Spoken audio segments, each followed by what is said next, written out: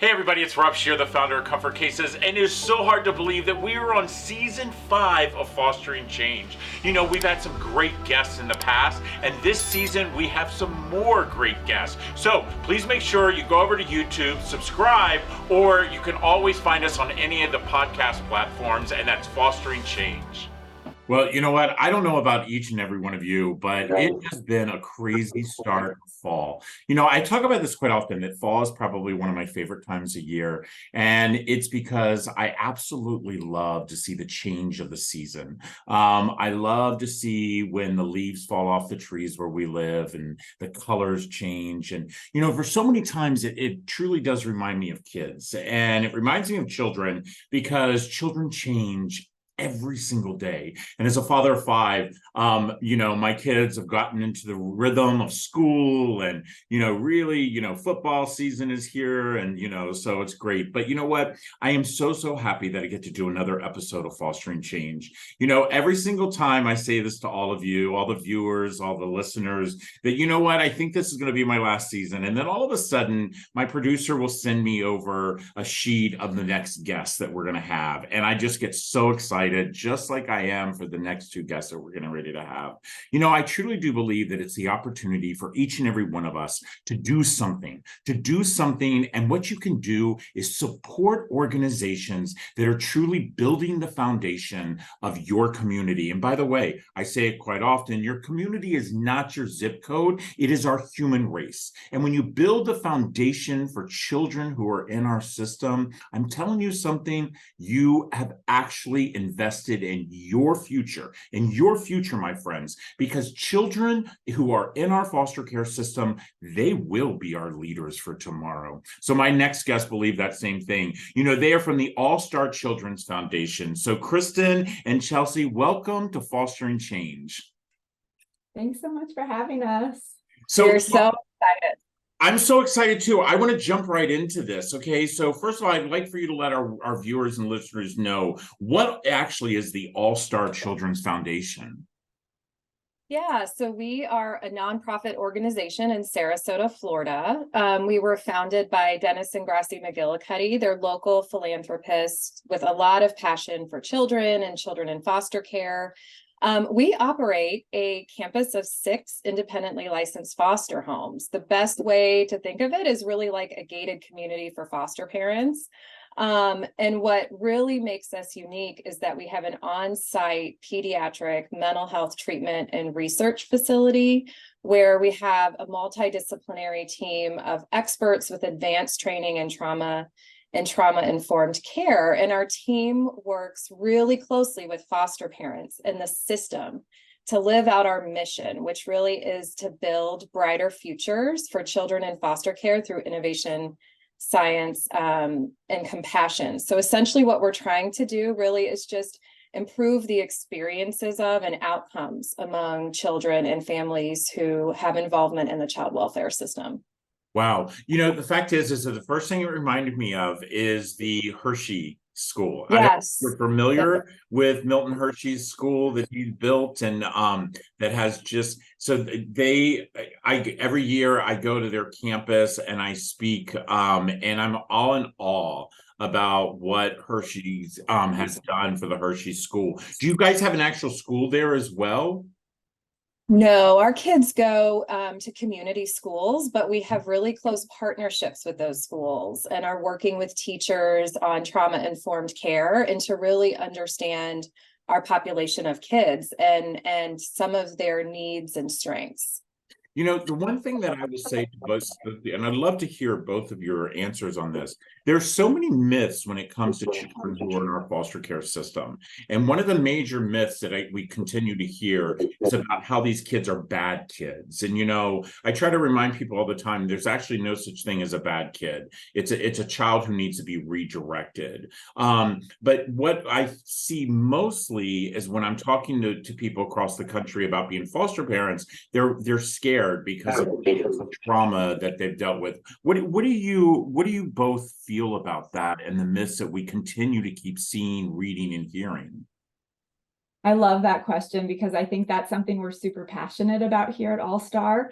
We have a number of different trainings we offer our community, and a lot of those trainings are to try to help and equip families, foster families, caregivers, personnel, right, case managers, to really understand a child from a trauma-informed lens. We just worked with a child recently here in Florida. We have a new statute to be able to provide trauma screening and assessment for kids coming into foster care for the first time. And one of the children that we just recently worked with, on paper, looks like a child on their way to juvenile justice, right? Actually was released from juvenile justice. And he looks like a kid that is going to be in a lot of trouble in the future, and was already kind of painted in a very negative light. And I think what's so important about the work that we do is to try to shift that perspective so people can see the child for who they really are and understand their background, right? This child had a really difficult background that led to some changes and some difficulties in his life, but to be able to paint that and help them see him as a whole human being and a person, and explain maybe why some of the decisions he made led to challenges in the future. I think there's a lot of work to be done to be able to help people understand children from a trauma-informed lens.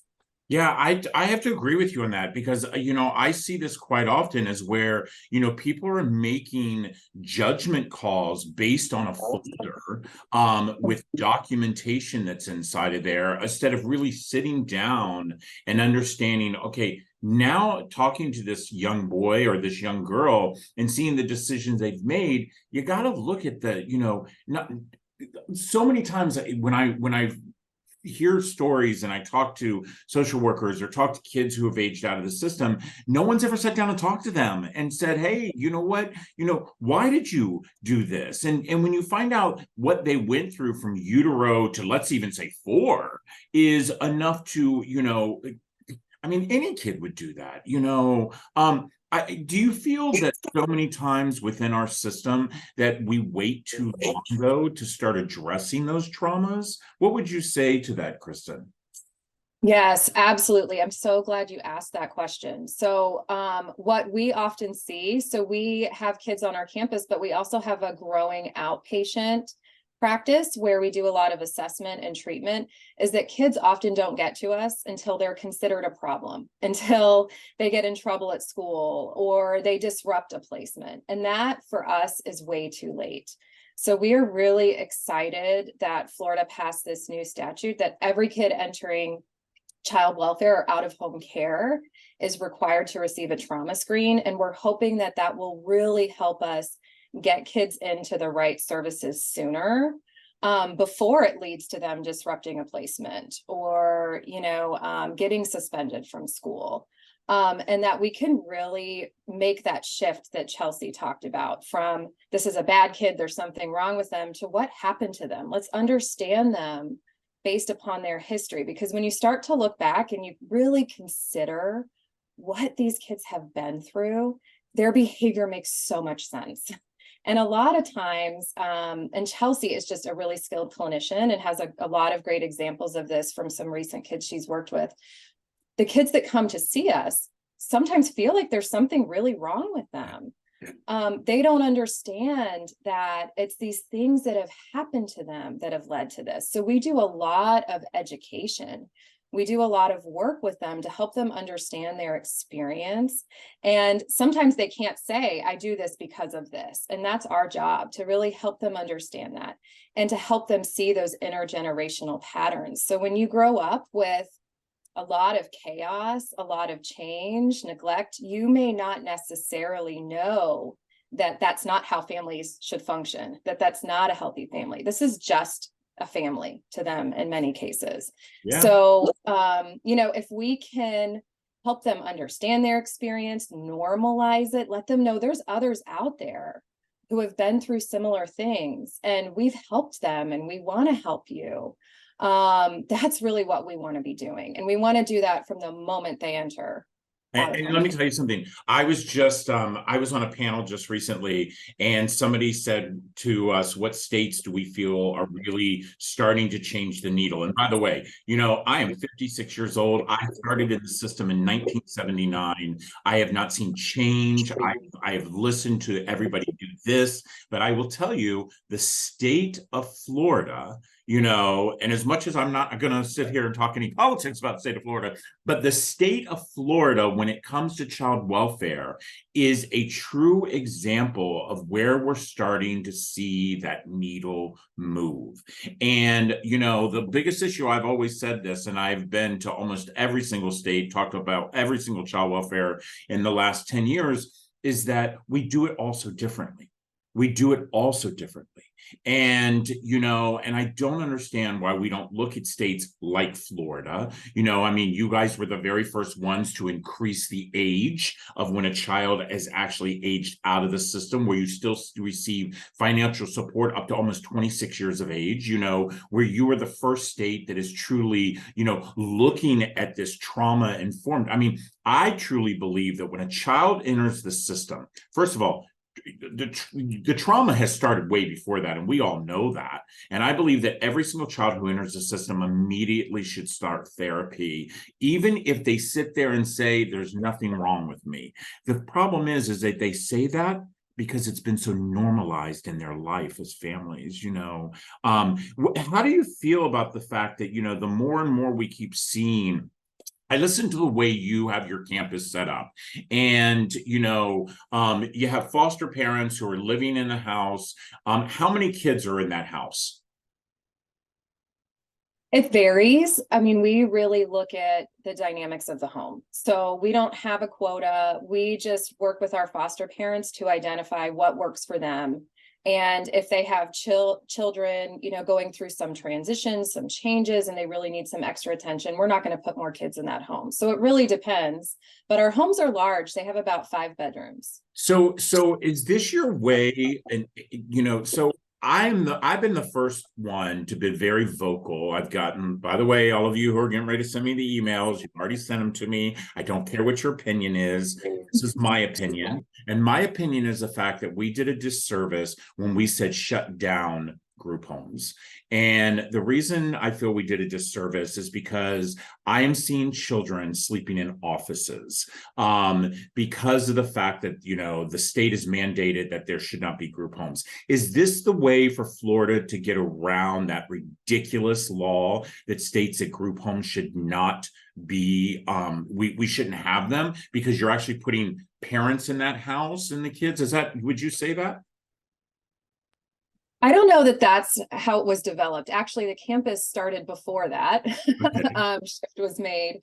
I do think our state and our local community struggles with placement and meeting the needs of kids who require higher levels of care.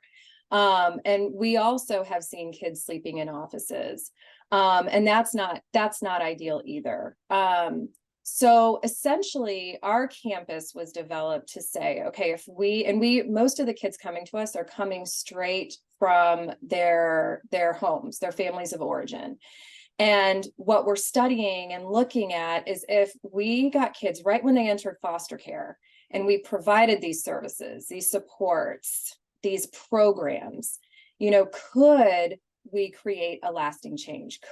How do we work with them from the moment they enter care to help them feel worthy, loved, capable, and to also work with their families on things like safety, well-being. We do a lot of work here around assessment, and you mentioned that a little bit. We are big believers in a good comprehensive assessment. We know trauma impacts so many domains of development in kids and in their families.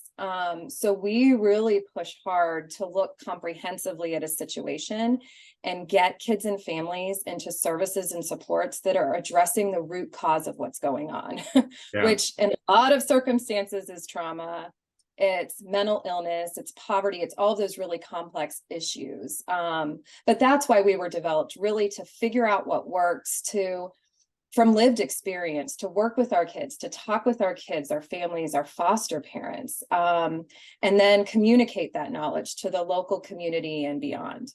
I love that. I absolutely love that. You know, I really do believe that number one, foster care is not the answer. It is not the answer. We have a proven track record that foster care actually could increase the trauma rate of children if they even stayed into their neglect home. And we all know 64% of kids who enter foster care enter because of one word. That word is neglect. That word is defined as poverty. And what I try to figure out is why we are not trying to go to the root of the cause before the child enters the system. And what you said to me, Kristin, and you know, Chelsea, I want you to chime in on this because I loved what you said. You said you work with the family of origin. And I think that is the biggest mistake we do as a country by not working with this. I mean, our goal should be reunification.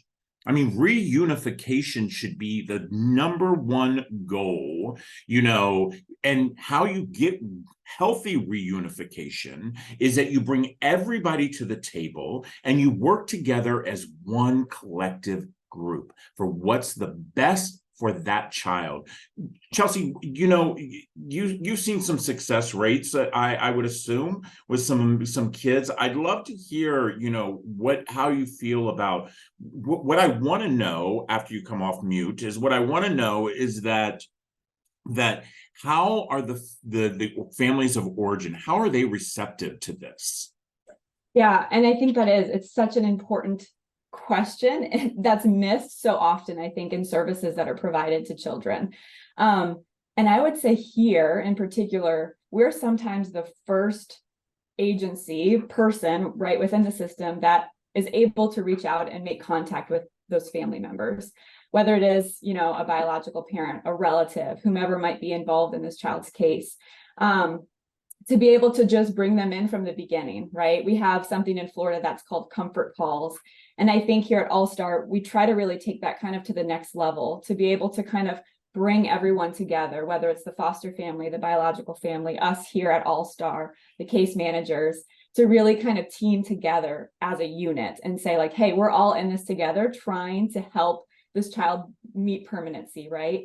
I would say too, walking through that journey with the children, it doesn't end at reunification, right? And I think that is such a challenge where, you know, we're like, okay, they're back together, like life's great, we'll follow them for so many months. And then it's like, okay, now you have no more services, we can't afford to continue, you know, individual therapy for the parent or continued family therapy for the child. And we realize that there's so much more at stake, right? When we leave then these families vulnerable with now absolutely no supports, and then we see our children returning into care. And so I think what's so important too is that we have to continue following our families long term. And it doesn't mean that, you know, we need to see them every single week for individual therapy for 12 years. Maybe for some people that might be helpful, but really to be a touch point. And I think for our families, one of the things we say is, you know, you're here at All Star and you can always come back and reach out for support, whether it's a phone call, whether it's a consultation, whether it's to come back into services, because we recognize some of our kiddos that do age out. You know, it's scary to navigate the world and to be able to have a home base, even if it's just like, hey, yes, we know these providers in the area might be able to connect you, is really important for prognosis over time and to be able to continue to heal from trauma, because we know trauma, it's not just we heal it 1 year and then it's gone the rest of your life. It's a continual process of healing. And so I love my therapist every Monday. I love Dr. Rich. Dr. Rich, I know you watch and you listen, you know, and I'm 56 and I, you know, growing up in the system, and my husband and I just adopted our 5th child, and we adopted him. He came to our home when he was 18 from the system, you know, and so I have this like soft spot when it comes to kids who are aging out, because I do believe, one, we wait too long to start to talk to them about what their future is going to be, and by that time they're so pissed off at us, and they have every right to be. They have been totally looked at as second class. And you know, I mean, our state, for instance, I live in the state of Maryland, kids can stay in the system till they're 21. The problem is that by the time they're 18, they want to get so far away from the system because the system has failed them. I think that if we approached it in a different way when they first come in, important, instead of making a stigma as foster care is bad, that foster care is something to hold you down, that foster care can actually be a bridge to even brighter tomorrow. I think that is so, so important. Listen, I want to know, you guys have an event getting ready to come up. Yeah, we're so excited. This will be our first annual State of the Mind conference, and it's specifically an experiential trauma-informed conference. So we really wanted to kind of get outside of the box and have people come together within our community here, and really understand what is trauma and how can being trauma-informed really shape the view of your life, of those around you. So we didn't want just kind of your traditional trauma sequence where we had speakers come in, but to have speakers that are very influential, that are very motivating, that you can really empathize with, and you leave that session and you're just like, wow, I can really relate. And so we're super excited. And Rob, you are one of our guest speakers, and we are thrilled. Kristin and I first met you at a conference here in Florida, and we both were just moved almost to tears by your story and just how motivating and influential your topic was. And so to be able to kind of feel that when you leave a conference, to hopefully ignite a spark in people to be like, what is trauma? How can I incorporate that in my real estate brokerage? How can I incorporate that throughout a hospital? How can I incorporate that in a school? So truly our community can start talking the same language and understanding trauma together. Yeah, I truly, first of all, I am absolutely humbled that you asked me to be a part of this. I truly think that any opportunity you can have to talk about foster care actually brightens our tomorrow. But what I truly hope comes away from this is that people realize that they can do this too, that they can become foster parents. The fact is that just imagine, I mean, if we had enough homes, and by the way, I never say beds, I want them to be homes. I remind foster parents as, first of all, the first thing you should ever say to a child when they walk into your home is welcome home. Welcome home. Whether this home is going to be your home for a day, a month, a year, welcome home. And I think that starts breaking down that trauma barrier that we all put up as kids who are in our system. So this event, what is the date of this event? Is there still people able to register? Yes. So the event is September 21st, and it's kind of a half-day event. So it'll start at 1 p.m. and go till 5, and then there'll be a continued kind of a cocktail hour from 5 to 7. And throughout this, there'll be a handful of speakers, you being one of them. And then we're also doing kind of these little breaks in between where we're doing more experiential understanding and learning of trauma, really incorporating kind of the senses, because we know trauma is experienced through the senses, and it can be heightened through those experiences, really walking people along that journey. Better believe it. I have one of my sons just, in the last week, he had to go for a physical, and, he's gone through some major trauma in the system, and he was at the doctor's office, and it was something that happened at the doctor's office that triggered him.